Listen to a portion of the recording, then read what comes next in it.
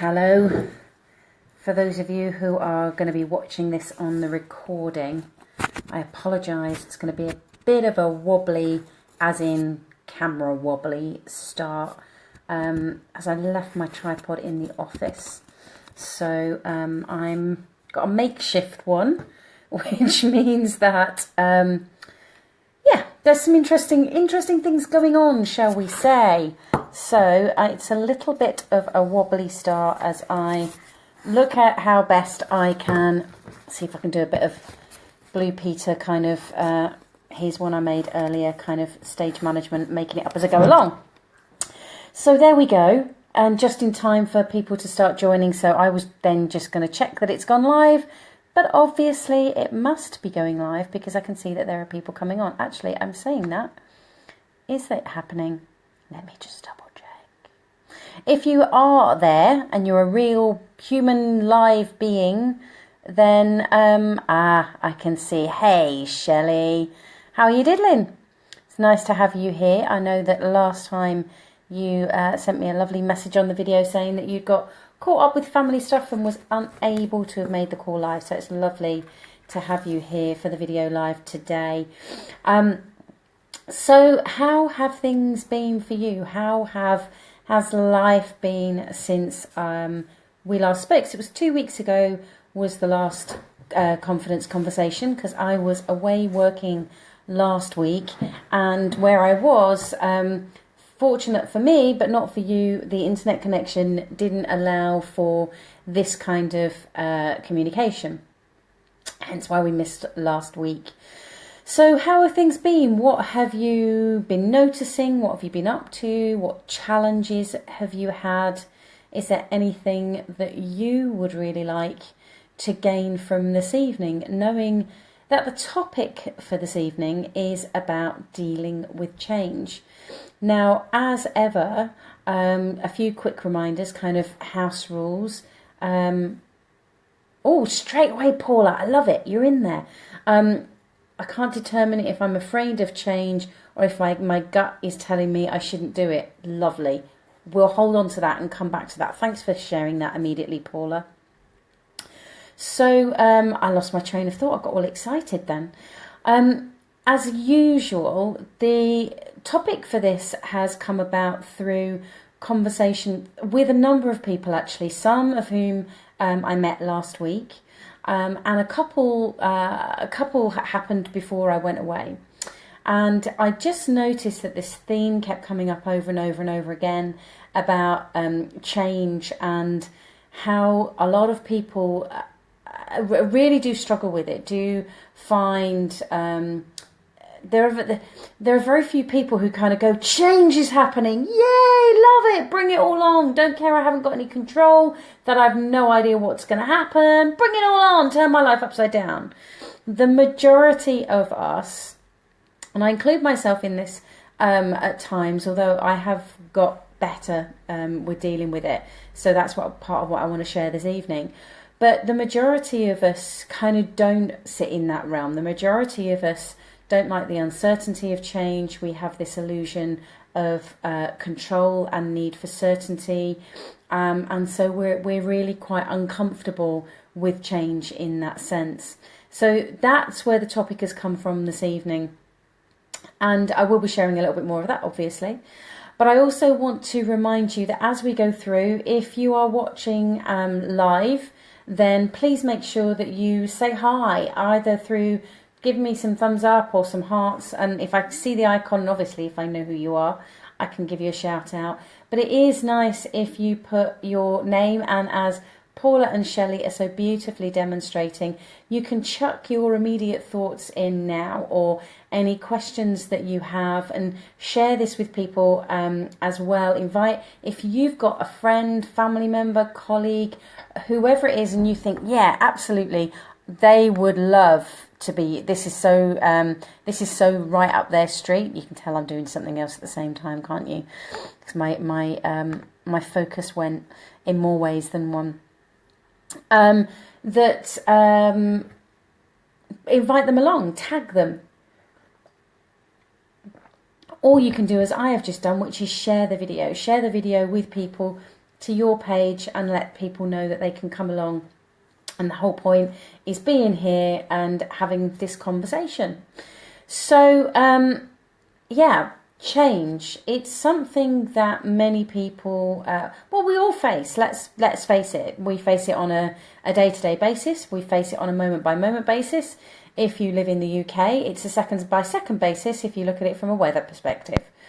But we all face change, and it's undeniable. It's something that we can't get away from, and it comes in so many different guises. I had some fantastic conversations last week with some women around change from a physical perspective and how they were pretty much uncomfortable with what they were experiencing from a physical change in the aging process, and trying to fight against that, because that's what the media tells us we should do. We should fight aging and stop the aging and stop the wrinkles and all of that malarkey.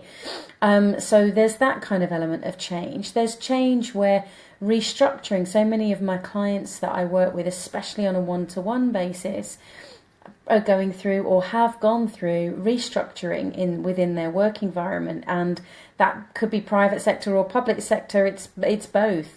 Businesses and the public sector go through these changes as well, and it's then the implication that has on them. There's a couple of people recently that I have spoken to where their relationship has taken a sudden change.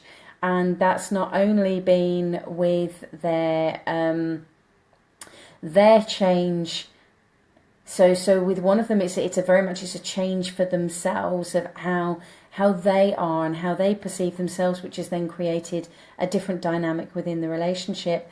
And somebody else, in fact, a number of people I know, the dynamic has changed within their relationship, which has caused the relationship to fall apart, and they've gone in different directions, and that's created a change.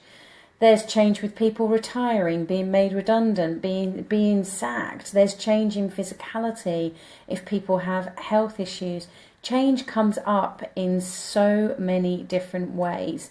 So I want you to start thinking about, and as I've already said, as Shelley and Paula have so beautifully demonstrated, think about how you face change, how you deal with change. Is it something that you are comfortable with? Is it something that you are challenged with?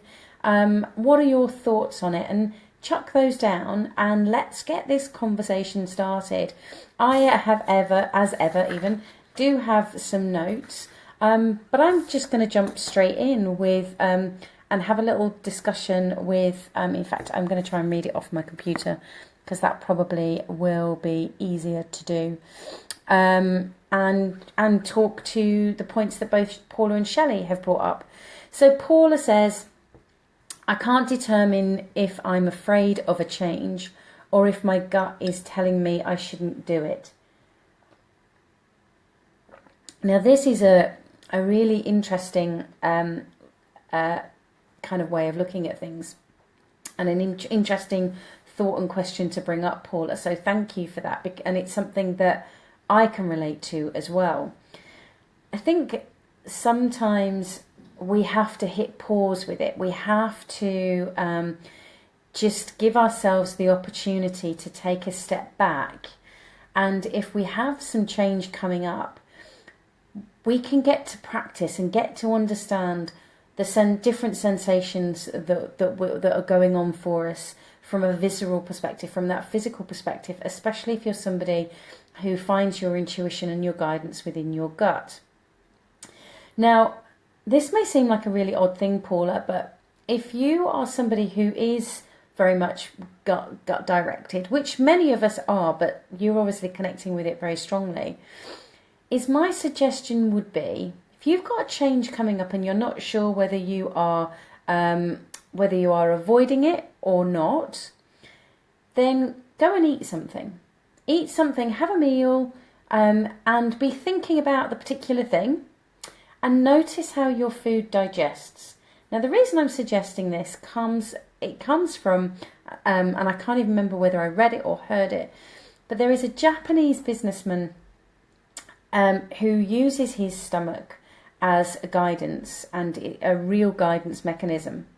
And if he's got a big business decision, he will go out for a meeting with the people involved and they will have a meal and they will talk about it over the meal. And then he will make his decisions about it overnight based on his gut reaction. How does his stomach react to the food that he has digested? Now, this may sound a bit strange and a bit kooky and a bit odd, but if you think about it, quite often there is a lot of research about the amount of neurological information that, and the gut is being referred to quite often now as the second brain, and it does give a great deal of information. So the more we can, I'm trying to lean back so you can see my belly. Do you really want to see my belly?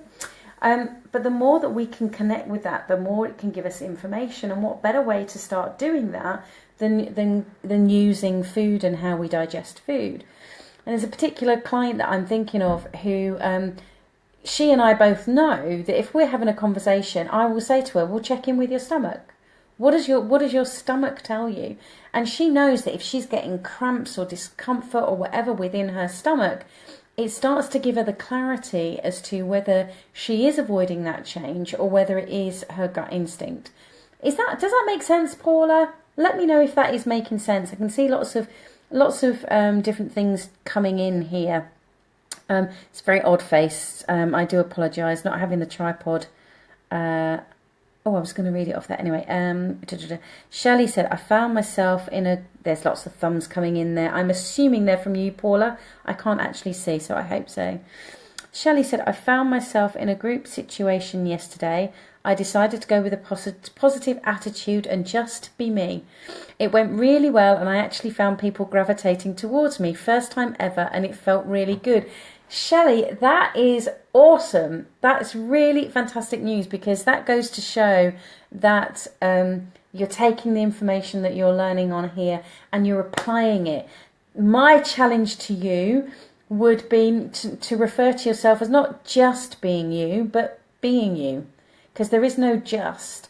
Just is one of those words that kind of lessens, it belittles, it kind of lowers down who you, how you perceive yourself. Being you is fantastic, whether people gravitate to you or not. That's the bonus. But congratulations, Shelley. That is really awesome. I love that. Oops. That's really cool. So Paula says, I love change, but don't want to do it just for the sake of doing it. I have a scarcity mindset. Okay, so let's have a look at that. So you love change, but you just don't want to do it for the sake of doing it. What my question there, Paula, would be, what is the resistance to the change, or what is the perception that's causing you to think that you're doing the change for the sake of doing it? Because if you genuinely love change, then my assumption is it wouldn't matter whether you were doing it for the sake of doing it, unless for the sake of doing it meant that you were avoiding something else. Does that make sense? The scarcity mindset side of it is, I'm just going to make a note of that actually, because I think that is something else that we can look at another point. I think there's a whole big different conversation that we could be having there around that. So how can you distinguish, what do you need to know, Paula, in order for you to get the clarity as to whether you are doing the change for the sake of doing change, which my assumption, and this is not necessarily the truth, but my assumption would mean that could be about you running away from something or looking to avoid something, if you're doing it for the sake of doing it. But if you are somebody who genuinely loves and embraces change, then it wouldn't really matter. I'm not sure if I'm making sense. I'm kind of getting myself all caught up with how that would mean. I think I need to have a bit more information, a bit more discussion with you around that. You've just said change for the sake of wanting to be noticed or feeling special for the wrong reasons. Okay, brilliant. Great clarification. Thank you, Paula. So therefore, it's about you distinguishing for yourself for what am I looking for with regards to this change? Am I forcing this change for the attention, wanting to be noticed, to be special, or is there another reason? So actually, again, kind of similar to the instinct side of things is that we were talking about a moment ago, is actually maybe there's rather than rushing into something, it's about taking that step back and getting the clarity for yourself as to what that change is about, or rather, what's driving that change? What is the energy behind that change? Because you may still want to do the change, but be able to, do you know what? It doesn't matter if if it's not even noticed. I can still do the change, and absolutely not a problem if nobody notices. That would be a very different energy behind doing the change and needing to be noticed, or needing to feel special. Does that make sense, Paula? I hope so. For those of you that are just joining us, then as you can see, we've got comments coming in and questions and kind of thoughts around the topic of dealing with change. And it's about being very aware. I'm assuming those thumbs are coming from you, Paula. Yes, brilliant. You're so quick at typing back. I love it. And it's about looking at all those different ways that change can impact us, whether it's change that's being forced upon us, or whether that's change that we have instigated ourselves, whether we are, as we've just been discussing, whether we're forcibly trying to create that change for the sake of creating change, and what's going on there. So do have a think about for yourself as you're joining, and look through the comments as well. And feel free to even just drop in and say, hi, I have no idea what my thoughts are at the moment, or just say hi. It's great to see who's on here, so I can give you a shout out. But think about it for yourself as to what change means for you. How do you face change? Whether that is change that has been forced on you, or whether you've instigated the change. How are you around change? What does that bring up for you? So let me go back to what you had put, Shelley. So in the past, I have at times tried to control change, which through doing this has left me feeling low. I'm a lot better now, but I do still try to control change at times. Brilliant. So thank you, Shelley. Control is, and I must do one of the confidence conversations about control, because control is a word that comes up so frequently in conversations, in coaching conversations with people, and I think this is where we have a challenge where change is concerned, is because we're looking to control situations. We're looking to stay in control and have a perception of control and even certainty, which gives us an illusion of feeling safe. Because if I can control the situation, I can direct where it's going. I can then hopefully control how I'm going to feel and the impact on me, etc., etc. And therefore, nobody can do anything to me. When in all realistic views with it, I think no matter what the change is that you are facing, no matter what that change is, be it work, be it business, be it relationship, be it health, is at any moment within that. If you're noticing discomfort, if you're noticing panic, anxiety, stress, frustration, any kind of suffering at all, is to start to ask yourself, what can I change? What can I control? Or what do I actually have control of at this moment in time? Because quite often, what we're actually looking to control the majority of the time is the external circumstances. So I want things to, I want to control the weather or the traffic or my boss or my children or my partner or my bank balance, or we're looking to control external situations. And really and truly, we haven't taken the time to stop and look at how to control our internal dialogue, You know, how am I talking about this change? How am I describing it? What stories am I making up about it? We're not even looking to control in here, and yet we want to get control outside. So just stopping and asking yourself a question such as, what do I have control of right now? Is a great way of putting things into perspective. So I'll give you an example from a conversation recently with somebody whose life in the past year really has kind of flipped over, in the sense of they thought they were on one trajectory and it's taken a complete 180. And for them, it's change that they hadn't expected, they hadn't anticipated. And this has created for them in particular a great deal of fear, frustration, anxiety, and not knowing what to do. And we had a long and, my perception, lovely coaching conversation around really framing it up around, okay, so what do you have control of right now? What can you do right now? And there were all these things that needed to be sorted, and this thing and that thing and that thing and that thing and that thing. And understandably, this person wanted, you know, a great deal of them to be sorted out now. And where's the magic wand? And why can't I be at the end bit? I know what I want. Why can't I be there now? But that kind of spirals that sense of feeling out of control and not being able to deal with and face the changes that are happening. So peeling it back, we looked at all the different things that they had going on, and looked at, okay, what's the first thing that needs to be addressed? What's the first thing that needs to be done at this moment in time? Yes, they all need to be looked at, but what's the first thing that needs to be done?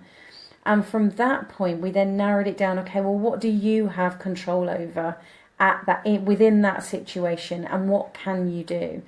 So it's gone from this really big, unmanageable mountain, as it seems, to climb, and brings it right back down to what's the first step I need to do. And that first step may be packing the bag, or getting the equipment ready to pack the bag, or going out shopping to get the equipment before you pack the bag, if we're using the mountain analogy. So it really is about taking that step back and starting to look at that control. So, for example, Shelley, with what you'd said about going to the event, is that you made a decision. You took control for yourself to go in with that positive attitude. That's all you did. You don't have control of how the people are around you. You don't have control as to whether they gravitate towards you or not. But what you did have control of in each moment, in a moment by moment, was I can think about this positively. I could look at myself in a different way. I could perceive myself in a different way. And by doing that, it gave you that element of internal control to then experience things in a different way. Does that make sense? So, where are we at? Oh, Diana, you have managed to get on. How wonderful is that? There is always a human side to change, and it is often forgotten by some managers. I'm assuming the thumbs are up from you, Shelley. Thank you. There is always a human side to change, and it is often forgotten by some managers. Discovered I needed flash drive, so therefore couldn't use your iPad. Brilliant. Okay, so yeah, I do think that quite often, especially in the work environment where change is concerned, is that we kind of, again, where managers are concerned, or senior people or leaders or whoever they may be, is that, again, we have this vision. We kind of know where it is that we want to go and where we want to take people. And we just assume that once we've gone, right, okay, peeps, this is what we're doing. This is how it's going to be. This is the reason behind it and the purpose and blah, blah, blah. Everyone got what they need. Right, brilliant. Let's go. And what we quite often forget is that everybody moves at a different pace, and we need to check in where that change is concerned to make sure that people are all either moving at the same rate or being supported to be moving at the same rate, or at least being kept in alignment with each other. It's a little bit like the London Marathon yesterday, which I was slightly. It's kind of a family tradition to watch the London Marathon, but I found the app where you could track people, and I had a number of friends running yesterday, so I was tracking the London Marathon, and therefore saw when that young man was, I think, about 400 yards from the end, or 400 meters even from the end, and really struggling. And somebody stopped, another guy stopped and wasn't going to let him go, and was going to make sure that he got across the line. And even though he was going, no, go on, you'll miss your PB and all of that, he was like, no, I'm going to stay with you. And that's what we need to do, is when we're facing change, especially if it's in that work environment, is recognise that we all need to support each other. We can't all run, we can't all get from A to B in a nanosecond, and everybody needs to understand that with others, and be understanding of others within that. So for those of you that are just joining, welcome. And we're just having a discussion about dealing with change and what that means to you and how that shows up. So we've spoken a bit about gut instinct and about using your gut brain to get guidance, and what that means. I'm assuming that heart came from you, Diane, but I'm not sure. For some reason, I can't see any icons with it. I just see the heart. I don't see the face with it, if that makes sense. So let me know if that does, if what I've just said helps or makes sense. What else have we been discussing around change? Control, looking at what you do have control of within that change. Also about stepping it back, making it manageable, and taking things one step at a time. I think it's very easy to have this big end goal. I'll use the marathon again. I want to run 26.2 miles. Well, I can't run 26.2 miles if I haven't actually got off my butt and got my trainers on and done at least the 0.2 of a mile, even if I can't do a whole mile. We've got to start with where we're at. If I've been running marathons for 10 years, then I still need to go out training. I'm just going to be doing it in a different way and looking at where I'm at. And quite often from that human side is that we forget that where we're at is a very different space to where somebody else is at, and we assume that other people all perceive the world in the same way that we do. And it's just not true. We all perceive the world differently. Every single one of us perceives the world in a very different way, through different filters, through our different life experiences. So where change, what could be perceived as a small change to you, might be huge to somebody else, and vice versa. So it's always about checking in with other people and looking at what those small incremental steps are that support them and support yourself in that process. So I am just going to quickly scan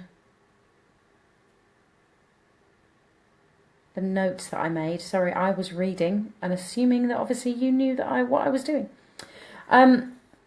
So some of the things that there are so many angles when dealing with change, and what change can bring up for us is that it kind of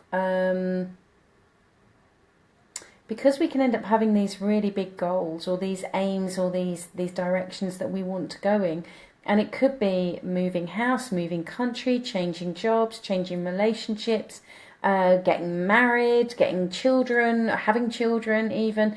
There are so many different parts to that. And unfortunately, one aspect of the brain is the thinking brain, is that it desires, it craves certainty, which is kind of what we were talking about earlier with regards to control. And whilst it's hankering after that, it might say, for example, I want to have a baby, but it hasn't comprehended the changes necessarily that are going to go on through the physical body, both before, during and after that. The lack of sleep, the change of social, the change of how the life is going to be, and everything. And it takes a while for things to compute and catch up. And that's the same whether it's changing country, jobs, relationships, etc., etc. So it's always worth recognizing that quite often, not always, but within that process, the brain is going to get unsettled in whatever way that shows up for you, because it's looking to recalibrate. It's looking for that status quo. And if you're going through change, it hasn't got a status quo. It hasn't got that kind of balance. So it's kind of like the brain, the thinking brain, it's kind of like it's on quicksand, and it's not feeling certain.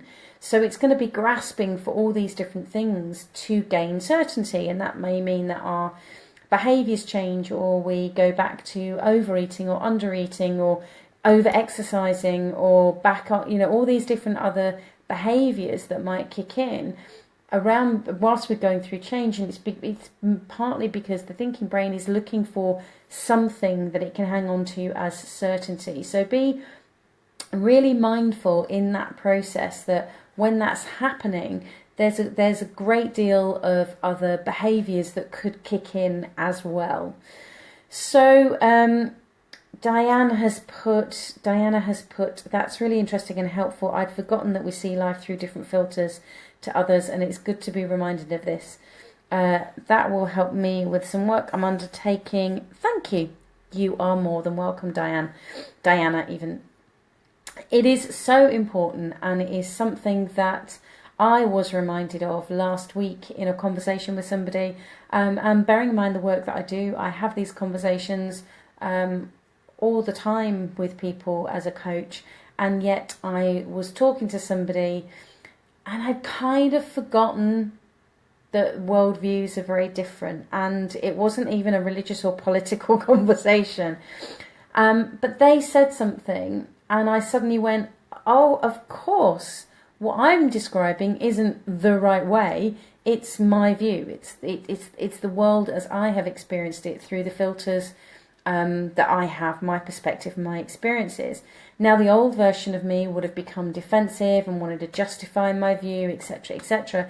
But I actually became really curious to understand this other person's point of view and how and where they have learned to see the world from that perspective. So I'm hoping all of this is making sense. I'm hoping that it's giving you some other insights and thoughts on how you can deal with change in a different way. If it is making sense, then please do give me some thumbs up, let me know, or hearts. If it's not making sense, then please put your questions in at the bottom. But it's great to know whether this is making sense, so that I can kind of stop waffling on. Really? Pulling very funny faces today. It's been a really lovely day, having been back in the office after being away for just over a week. So let me know, is this making sense? And also, if you have any other questions, thoughts, comments, there's some thumbs coming in. So at least one person, making sense to one person. That's great. At least one person's getting it or letting me know. Maybe some of the others are frantically typing. That's me typing, by the way. Let me just double check.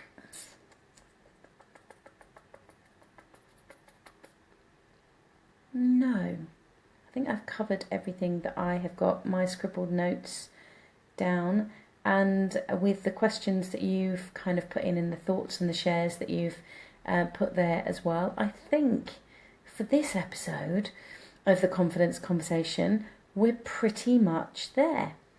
So remember that even if you can go back and watch this again, by the way, if you've had a bad connection or have been dipping in and out, then you can go back and watch it again.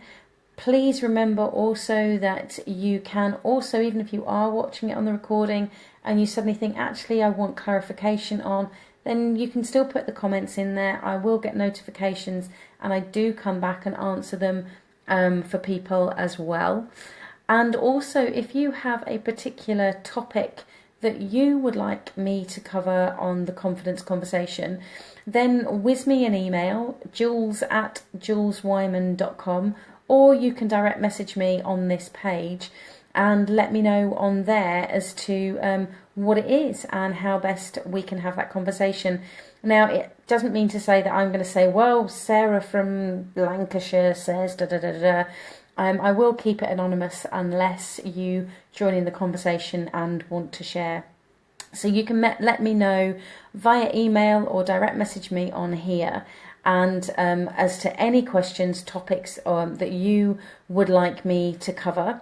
And in the meantime, as far as I'm aware, oh no, hang on, let me just double check, because I've got a sneaking suspicion that next week is on Tuesday. It is, because next Monday in the UK, the Monday the 1st, is a bank holiday.